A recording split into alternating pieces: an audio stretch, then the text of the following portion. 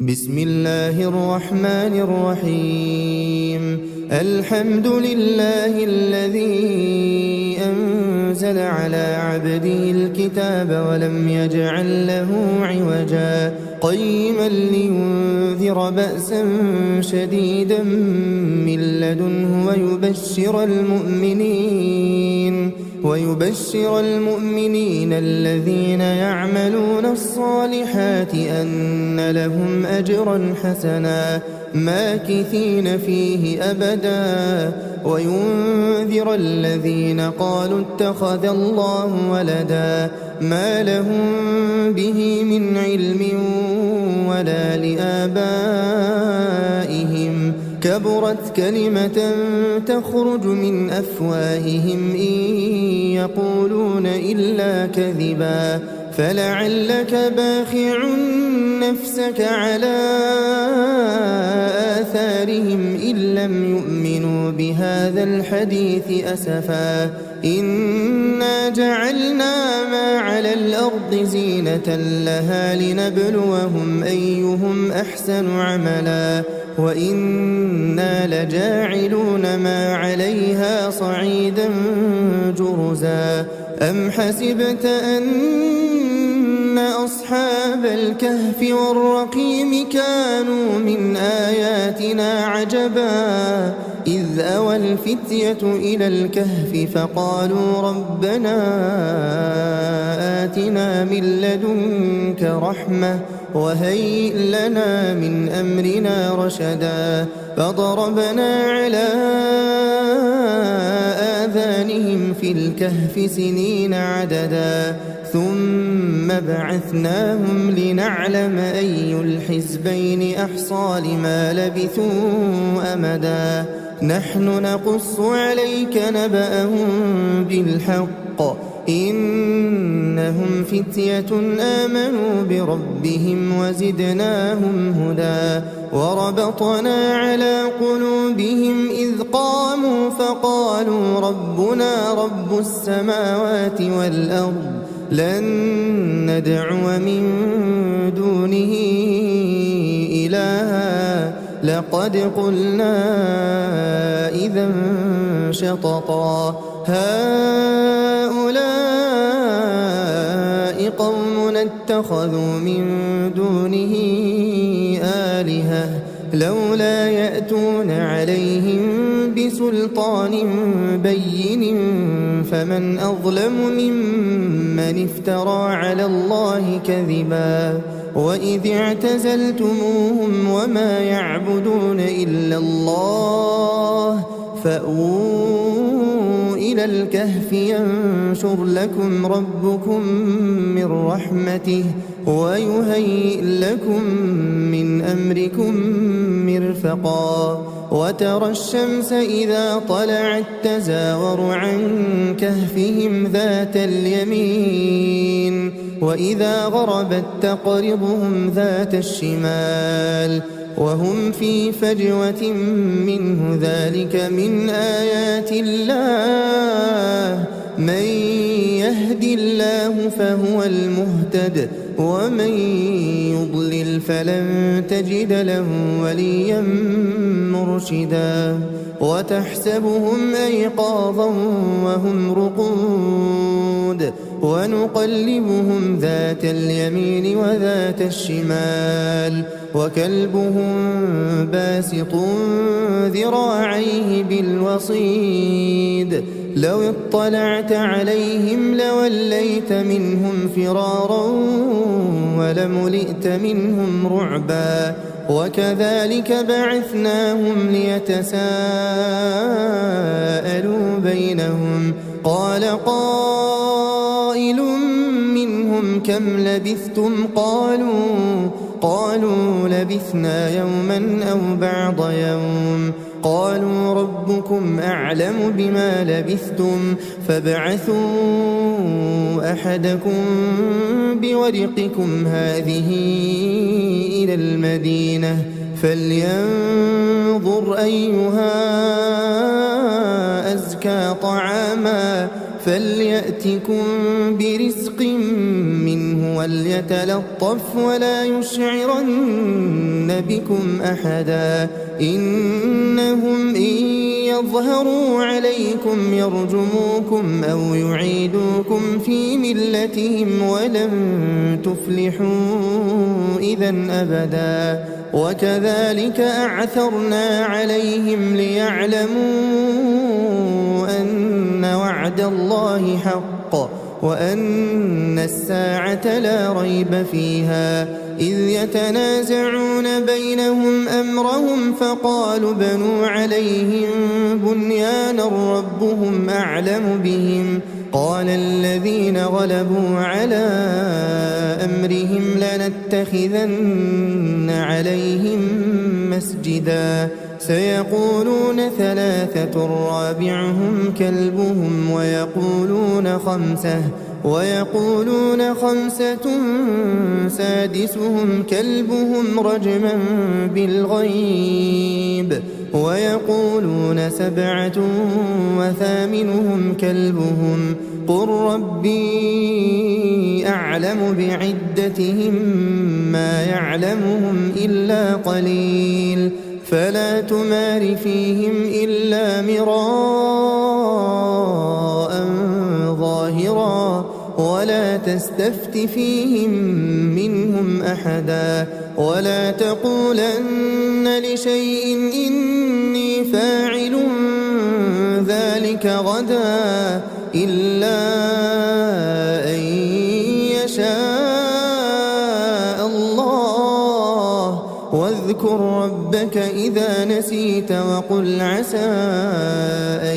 يهديني ربي لأقرب من هذا رشدا ولبثوا في كهفهم 300 سنين وازدادوا 9 قل الله أعلم بما لبثوا له غيب السماوات والأرض أبصر به وأسمع ما لهم من دونه من ولي ولا يشرك في حكمه أحدا واتل ما أوحي إليك من كتاب ربك لا مبدل لكلماته ولن تجد من دونه ملتحدا واصبر نفسك مع الذين يدعون ربهم بالغداة والعشي يريدون وجهه ولا تعد عيناك عنهم تريد زينة الحياة الدنيا ولا تطع من أغفلنا قلبه عن ذكرنا واتبع هواه وكان أمره فرطا وقل الحق من ربكم فمن شاء فليؤمن ومن شاء فليكفر إنا أعتدنا للظالمين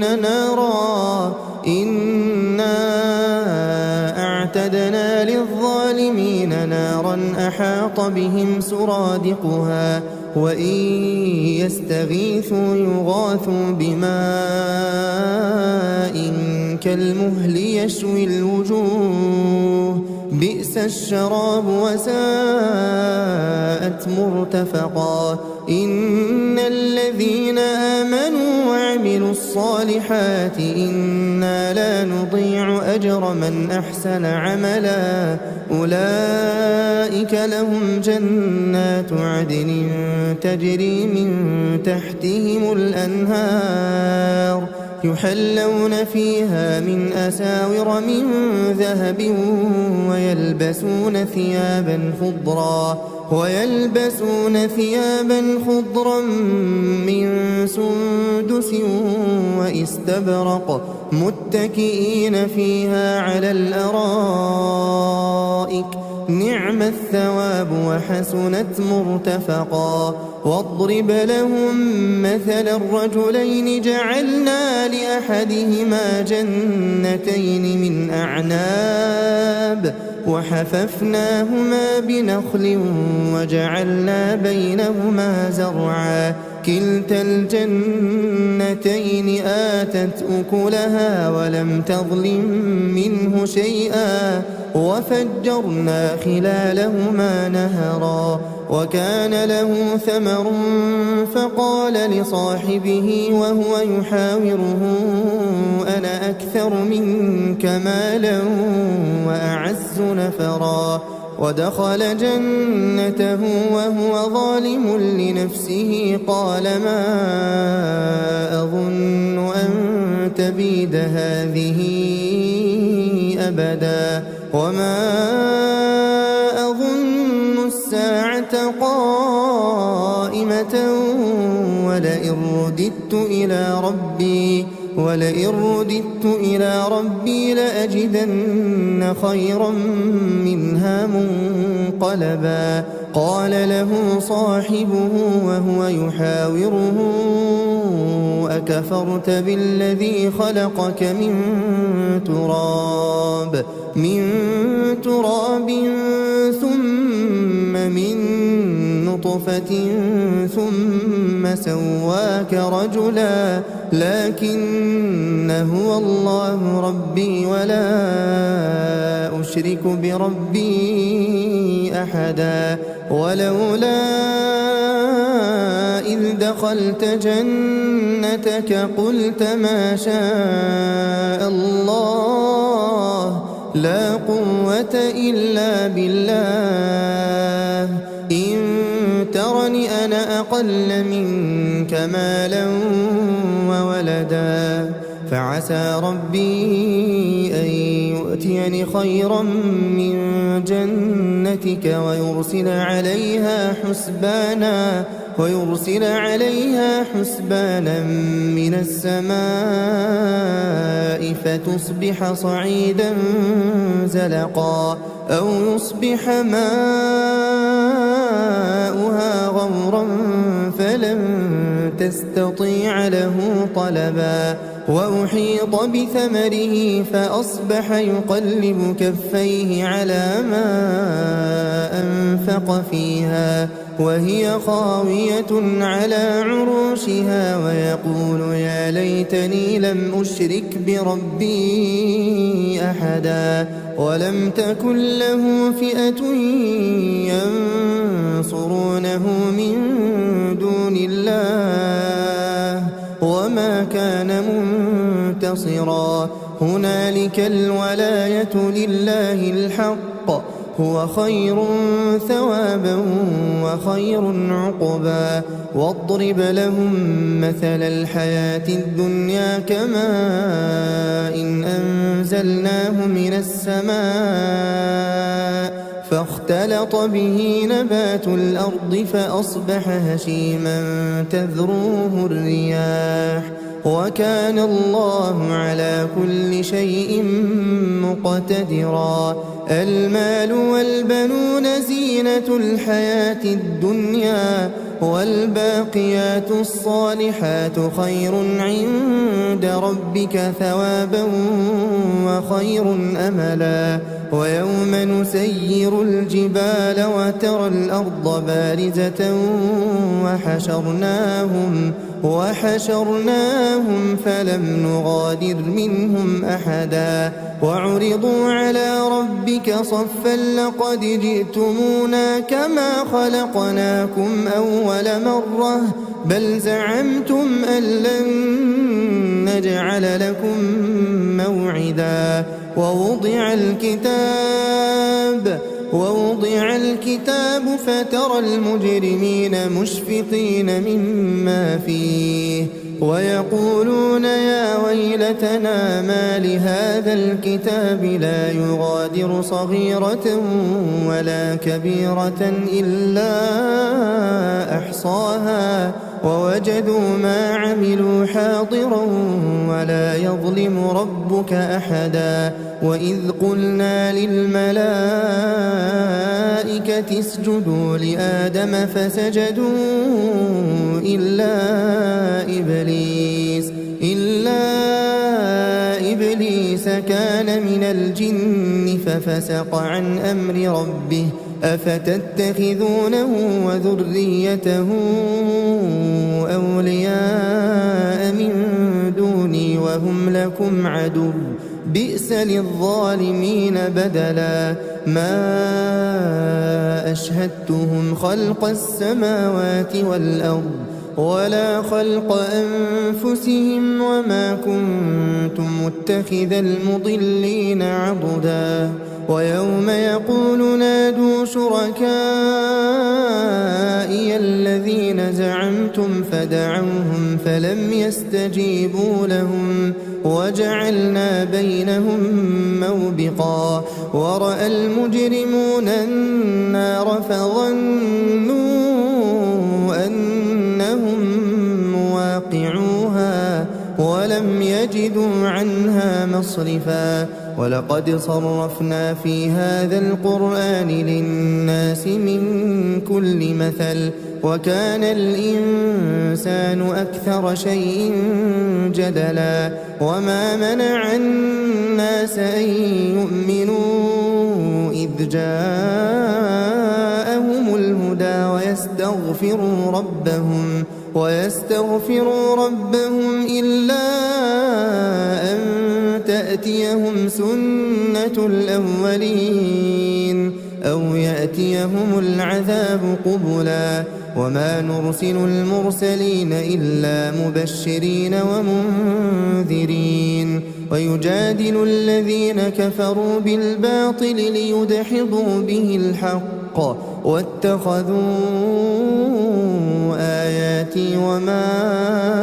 أنذروا هزوا ومن أظلم ممن ذكر بآيات ربه فأعرض عنها ونسي ما قدمت يداه إنا جعلنا على قلوبهم أكنة أن يفقهوه وفي آذانهم وقرا وإن تدعهم إلى الهدى فلن يهتدوا إذا أبدا وربك الغفور ذو الرحمة لو يؤاخذهم بما كسبوا لعجل لهم العذاب بل لهم موعد لن يجدوا من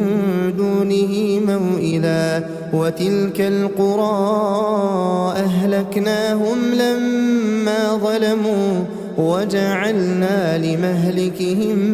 موعدا وإذ قال موسى لفتاه لا أبرح حتى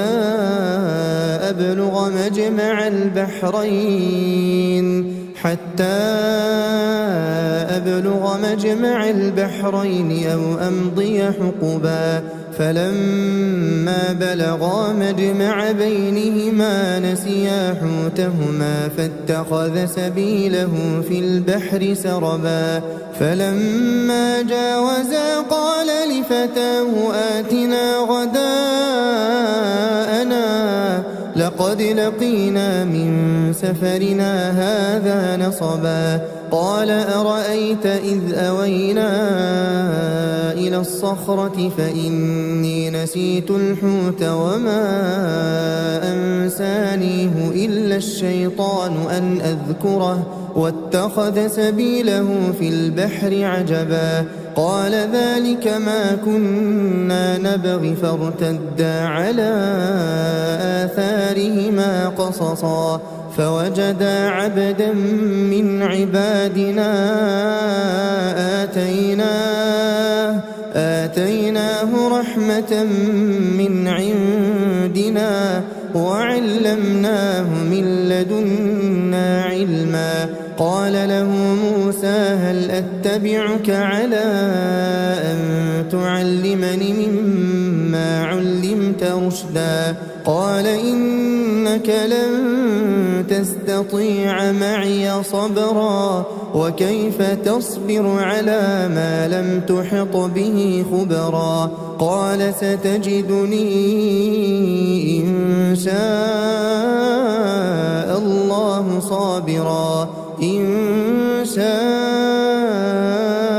الله صابرا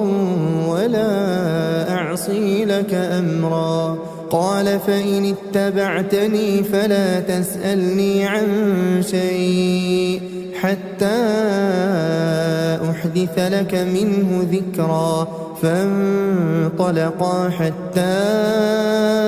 إذا ركبا في السفينة خرقها قال أخرقتها لتغرق أهلها لقد جئت شيئا إمرا. قال ألم أقل إنك لن تستطيع معي صبرا. قال لا تؤاخذني بما نسيت ولا ترهقني من أمري عسرا. فانطلقا حتى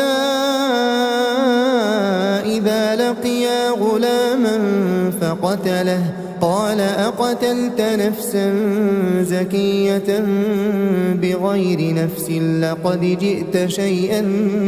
نكرا. قال ألم أقل لك إنك لن تستطيع معي صبرا. قال إن سألتك عن شيء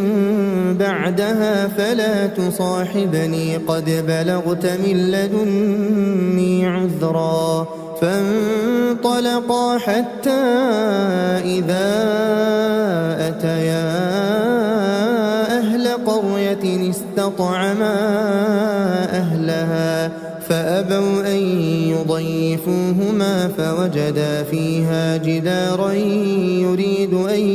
ينقض فأقامه. قال لو شئت لاتخذت عليه أجرا. قال هذا فراق بيني وبينك سأنبئك بتأويل ما لم تستطع عليه صبرا. أما السفينة فكانت لمساكين يعملون في البحر فأردت أن أعيبها وكان وراءهم ملك يأخذ كل سفينة غصبا. وأما الغلام فكان أبواه مؤمنين فخشينا أن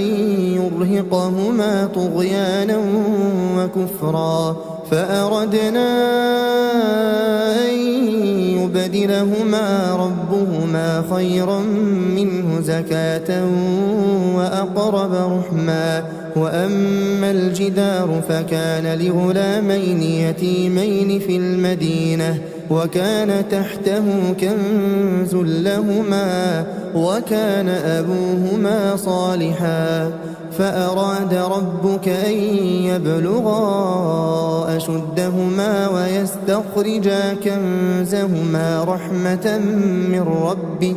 وما فعلته عن أمري ذلك تأويل ما لم تسطع عليه صبرا. ويسألونك عن ذي القرنين قل سأتلو عليكم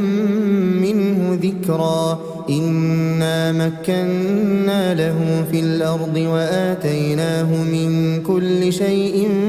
سببا. فأتبع سببا حتى إذا بلغ مغرب الشمس وجدها تغرب في عين حمئة ووجد عندها قوما قلنا يا ذا القرنين إما أن تعذب وإما أن تتخذ فيهم حسنا. قال أما من ظلم فسوف نعذبه ثم يرد إلى ربه فيعذبه عذابا نكرا. وأما من آمن وعمل صالحا فله جزاء الحسنى وسنقول له من أمرنا يسرا. ثم أتبع سببا حتى إذا بلغ مطلع الشمس وجدها تطلع على قوم لم نجعل لهم من دونها سترا. كذلك وقد أحطنا بما لديه خبرا. ثم أتبع سببا حتى إذا بلغ بين السدين وجد من دونهما قوما لا يكادون يفقهون قولا قالوا يا ذا القرنين إن يأجوج ومأجوج مفسدون في الأرض فهل نجعل لك خرجا على أن تجعل بيننا وبينهم سدا قال ما مكني فيه ربي خير فأعينوني بقوة أجعل بينكم وبينهم ردما آتوني زبر الحديد حتى إذا ساوى بين الصدفين قال انفخوا حتى إذا جعله نارا قال آتوني أفرغ عليه قطرا فما استطاعوا أن يظهروه وما استطاعوا له نقبا قال هذا رحمة من ربي فإذا جاء وعد ربي جعله دكاء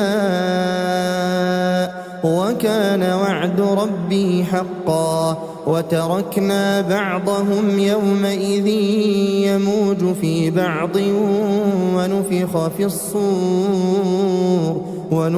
في الصور فجمعناهم جمعا وعرضنا جهنم يومئذ للكافرين عرضا الذين كانت أعينهم في غطاء عن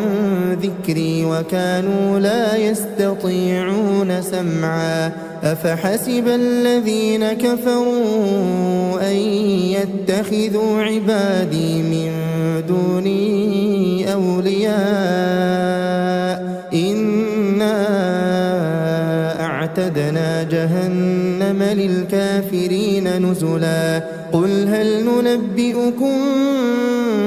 بالأخسرين أعمالا الذين ضل سعيهم في الحياة الدنيا وهم يحسبون أنهم يحسنون صنعا أولئك الذين كفروا بآيات ربهم ولقائه فحبطت أعمالهم فلا نقيم لهم يوم القيامة وزنا ذلك جزاؤهم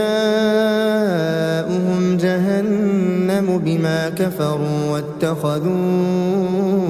آياتي ورسلي هزوا إن الذين آمنوا وعملوا الصالحات كانت لهم جنات الفردوس نزلا خالدين فيها لا يبغون عنها حولا قل لو كان البحر مدادا لكلمات ربي لنفد البحر قبل أن تنفد كلمات ربي ولو جئنا بمثله مددا قل إنما أنا بشر مثلكم يوحى إلي أنما إلهكم إله واحد فمن كان يرجو لقاء ربه فليعمل عملا